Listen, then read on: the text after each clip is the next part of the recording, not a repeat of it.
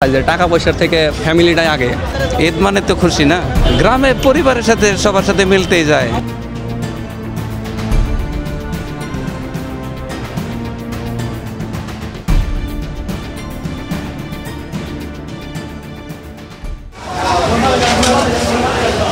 গ্রামে পরিবারের সাথে সবার সাথে মিলতেই যায়। ঈদ মানে তো খুশি না, গ্রামে গেলে সবার সাথে দেখা হয়, বন্ধু বান্ধব, আত্মীয় স্বজন। শহর মানে যানজট, আর আপনজন তো সব শহরে নাই। বাড়িতে সব কিছু গোলাপান টোলাপান ঈদ করতে হইব, পরিবারের ছাড়া কি ঈদ করা ভালো লাগবে একলাই? এটা আর কি খরচ তো হইবই, যেটা তো ইনকাম করলে তো খরচ হইবই। কান্দাকাটি করবো না, তাহলে খাইবো কি?